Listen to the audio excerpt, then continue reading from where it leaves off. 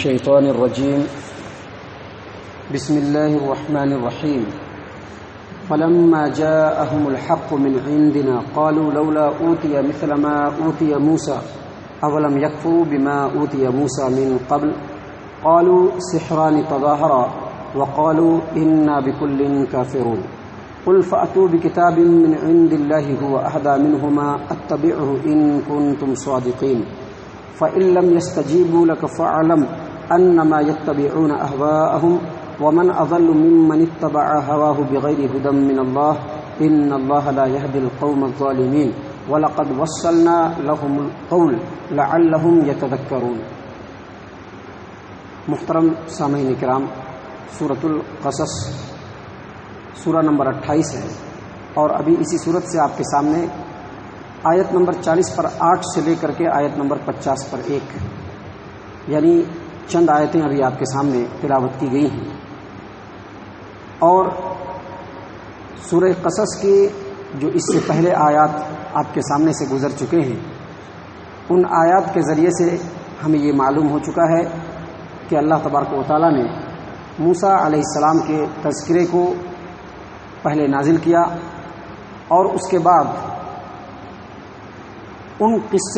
قصے سے اور اس کے اندر جو پوائنٹس تھے، ان تمام باتوں کو اللہ تبارک و تعالیٰ نے ہمارے سامنے رکھا۔ اب یہاں پر اللہ تبارک و تعالیٰ مکہ کے جو کفار ہیں، جو قریش ہیں، ان کے بارے میں بتلا رہا ہے کہ جس طرح سے موسیٰ علیہ السلام کو بنی اسرائیل کے لیے اللہ تبارک و تعالیٰ نے نازل کیا، مبعوث کیا، نبی بنا کر بھیجا اور ان کے اوپر کتاب نازل کیا، بالکل اسی طرح سے اللہ تبارک و تعالیٰ نے نبی اکرم صلی اللہ علیہ وسلم کو بھی قرآن دے کر مکہ والوں کے پاس بھیجا۔ اللہ فرما رہے ہیں فلما جاءهم الحق من عندنا، اللہ تبارک و تعالیٰ نے حجت کو قائم کرنے کے لیے اور مکہ والے جو کفار ہیں ان کے عذر کو اللہ تبارک و تعالیٰ ختم کرنے کے لیے جب محمد صلی اللہ علیہ وسلم کو قرآن کے ساتھ بھیجا، اللہ فرما رہے ہیں فلما جاءهم الحق من عندنا، جب ہمارا رسول ان کے پاس آیا حق کے ساتھ، یعنی قرآن کریم کے ساتھ جو ہماری طرف سے نازل کیا گیا تھا، قالوا لولا اوتی مثل ما اوتی موسیٰ، تو ان لوگوں نے کہا کہ محمد صلی اللہ علیہ وسلم کو صرف قرآن دے کر کے کیوں بھیجا گیا؟ محمد صلی اللہ علیہ وسلم کو صرف قرآن دے کر کے کیوں بھیجا گیا؟ جس طرح سے موسیٰ علیہ السلام کو نبی بنا کر کے جب بھیجا گیا تو موسیٰ علیہ السلام کو اللہ تبارک و تعالیٰ نے عصا بھی دیا، ساتھ ہی ساتھ اللہ نے ان کو یہ معجزہ دیا کہ اپنے ہاتھ کو جب وہ جیب میں ڈالتے اور جیب میں ڈال کر کے ہاتھ کو نکالتے تو ہاتھ چمکتا ہوا سورج بن جاتا تھا، ویسے ہی اللہ کے رسول صلی اللہ علیہ وسلم کو بھی یہ معجزہ کیوں نہیں دیا گیا؟ صرف ایک کتاب لے کر کے بھیج دیا گیا نبی بنا کر کے، یہ کیسے نبی ہے؟ موسیٰ علیہ السلام کو جب نبی بنا کر کے بھیجا گیا تو سب سے پہلے ان کو عصا دیا گیا، عصا جب وہ ڈالتے تھے تو سانپ بن جاتا تھا، ہاتھ جیب میں ڈالتے تھے اور نکالتے تھے تو ہاتھ بالکل چمکتے ہوئے سورج کی طرح سے چمکتا تھا۔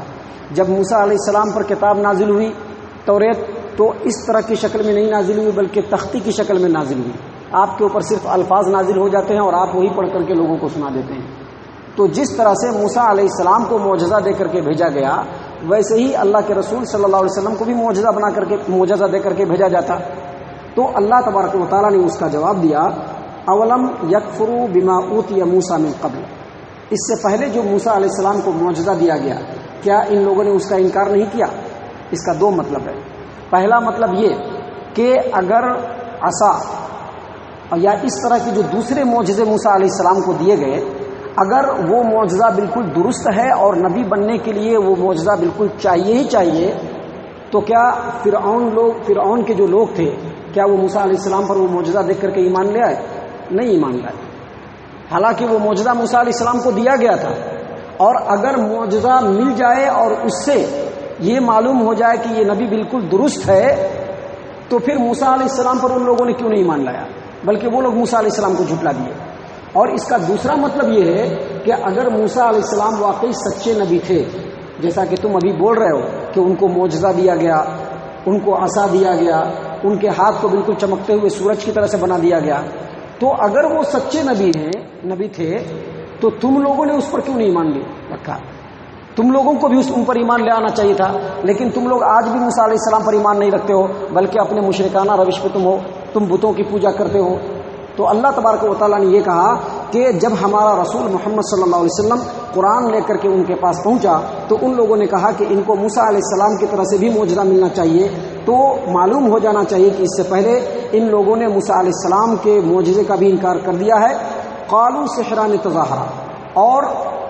مکہ کے کافروں کا یہ بھی کہنا ہے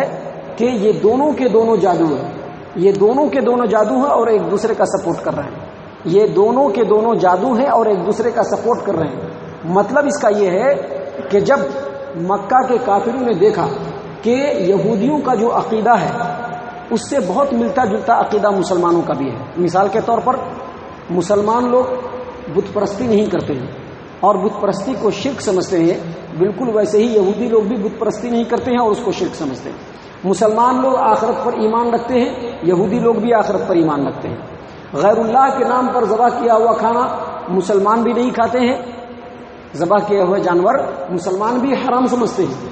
اور یہودی بھی حرام سمجھتے ہیں۔ تو جب یہ دیکھا کہ دونوں کے اندر یہ میچ کر رہا ہے تو فوراً ان لوگوں نے کہہ دیا کہ جس طرح سے موسیٰ علیہ السلام جادوگر تھے ویسے ہی محمد صلی اللہ علیہ وسلم بھی جادوگر ہیں اور دونوں ایک دوسرے کا سپورٹ کر رہے ہیں۔ اور اس کا دوسرا مطلب یہ ہے کہ جب ان لوگوں نے قرآن کریم کی تعلیمات کو دیکھا اور اس کے اندر جس طرح سے توحید کو بتایا گیا ہے،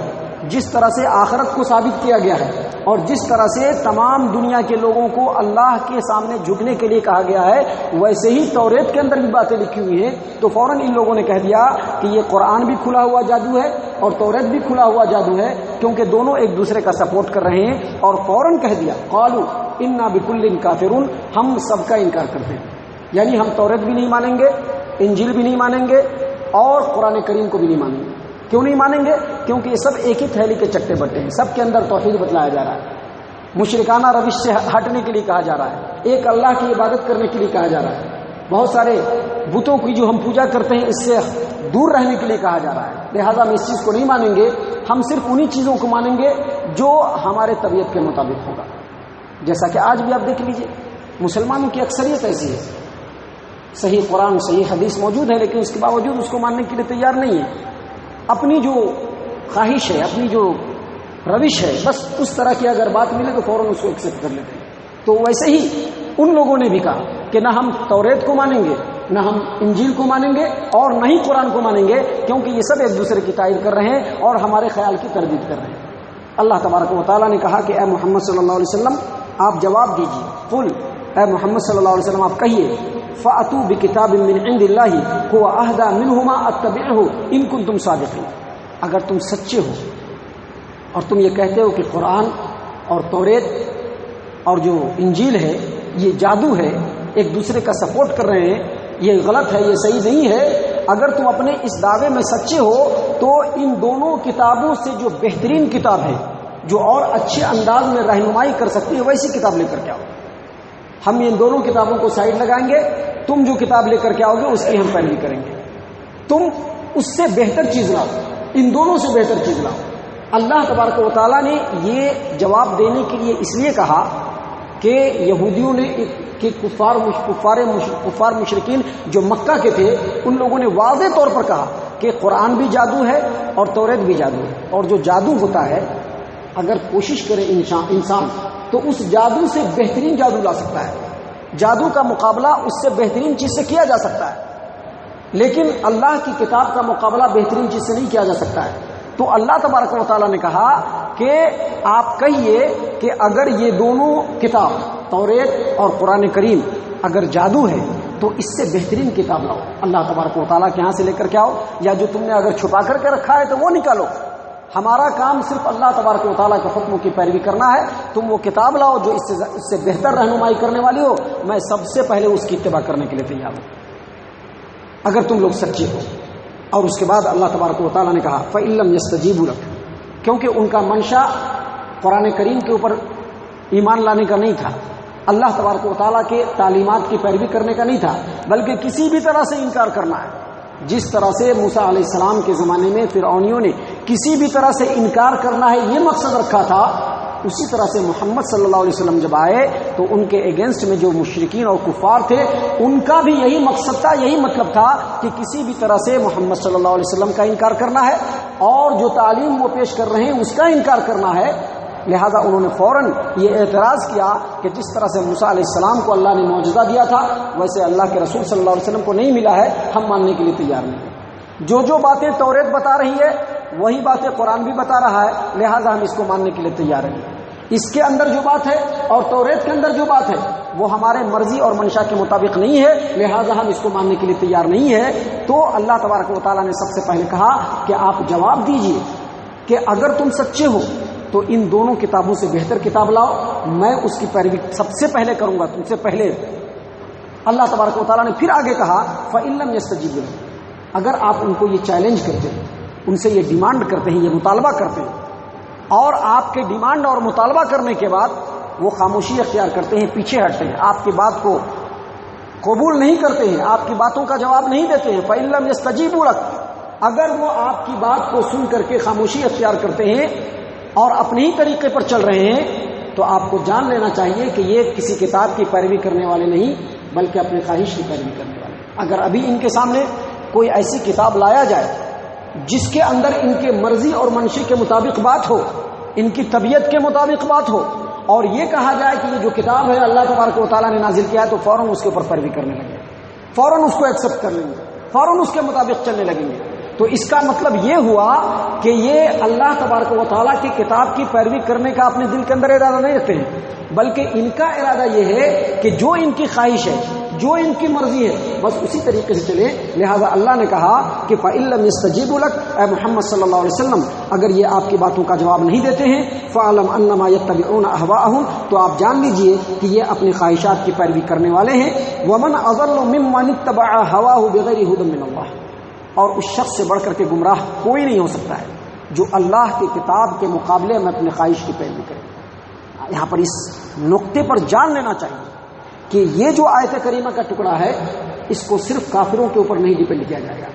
بلکہ اگر کوئی آدمی زبانی طور پر مسلمان ہے، اس کے سامنے اللہ اور اس کے رسول کا حکم بالکل واضح ہو گیا، اس کے باوجود وہ اپنی خواہش کے مطابق اپنی زندگی گزارنے کی کوشش کرتا ہے، اپنے معاملات کو طے کرنے کی کوشش کرتا ہے، تو یقینی طور پر وہ بھی اسی زمرے میں شامل ہے۔ اللہ نے فرمایا وَمَنْ أَضَلُّ مِمَّنِ اتَّبَعَ هَوَاهُ بِغَيْرِ هُدًى مِّنَ اللَّهِ، اس شخص سے بڑھ کر کے گمراہ اور کوئی نہیں ہو سکتا ہے جو اللہ تبارک و تعالیٰ کے حکم کو اور اللہ تبارک و تعالیٰ کی تعلیم کو چھوڑ کر کے اپنے خواہشات کے مطابق اپنی زندگی کو گزارنا شروع کر دے، اس سے بڑا گمراہ کوئی نہیں ہو سکتا ہے۔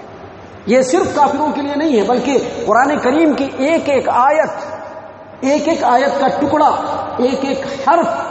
قیامت تک کے آنے والے تمام انسانوں کے لیے ہے، چاہے وہ مسلم ہو، چاہے وہ غیر مسلم ہو، چاہے وہ کوئی بھی ہو، سب کے لیے قرآن کریم بالکل یکساں نصیحت ہے اور سب کے اوپر ایک ہی طرح سے اس کا حکم لاگو ہوتا ہے۔ تو اللہ تبارک و تعالیٰ نے فرمایا کہ اے محمد صلی اللہ علیہ وسلم اگر یہ لوگ آپ کی باتوں کا جواب نہیں دیتے ہیں تو جان لیجئے کہ یہ اپنے خواہش کی پیروی کرنے والے ہیں، اور اس شخص سے بڑھ کر کے گمراہ کوئی نہیں ہو سکتا ہے جو اللہ تبارک و تعالیٰ کی ہدایت کو چھوڑ کر کے اپنی خواہش کی پیروی کرے، اور بے شک اللہ تبارک و تعالیٰ ظالم قوم کو کبھی بھی ہدایت نہیں دیتا ہے۔ وَلَقَدْ وَصَّلْنَا لَهُمُ الْقَوْلَ لَعَلَّهُمْ يَتَذَكَّرُونَ، اور اے لوگوں، تمام انسانیت کو اللہ تبارک و تعالیٰ مخاطب کر کے کہہ رہا ہے کہ مکہ والوں کے سامنے لگاتار ہم نے نصیحت کی باتیں پیش کی، لگاتار۔ اس کا دو مطلب ہو سکتا ہے، پہلا مطلب یہ ہو سکتا ہے کہ محمد صلی اللہ علیہ وسلم کے آنے سے پہلے جتنے بھی رسول مکہ اور اس کے مکہ کے ارد گرد کے جو علاقے ہیں، عرب کے جو ارد گرد کے علاقے ہیں، جتنے بھی رسول پہنچے ان سب کی تعلیمات کچھ نہ کچھ ان لوگوں کے پاس پہنچی ہے۔